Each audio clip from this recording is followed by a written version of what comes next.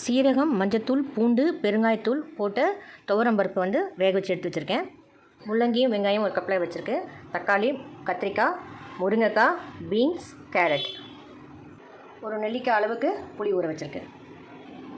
பாத்திரத்தில் எண்ணெய் விட்டாச்சு. எண்ணெய் காஞ்சிடுச்சு. கடுகு, கொஞ்சம் சீரகம், வெங்காயமும் முள்ளங்கியும் எண்ணெயில் நல்லா வதக்கணும்.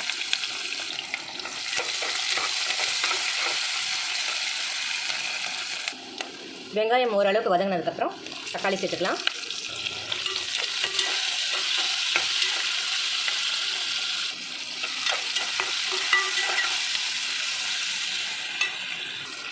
இந்த குழம்புக்கு தேவையான குழம்பு மிளகாய் பொடி 2 ஸ்பூன்,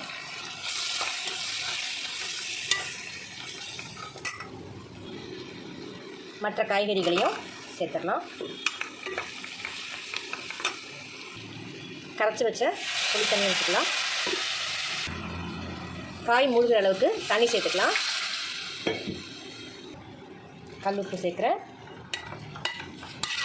எல்லா பக்கமும் நல்லா கிளறி கொடுங்க.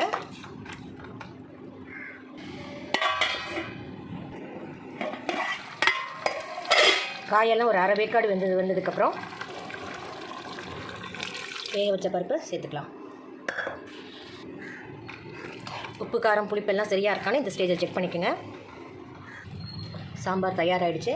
கொஞ்சமாக பெருங்காய பொடி போட்டுக்கிட்டு கருவேப்பிலை, கொத்தமல்லி போட்டிங்கன்னா அட்டகாசமான சாம்பார் ரெடி. வெள்ளிக்கிழமைனாலே சாம்பார் தான்.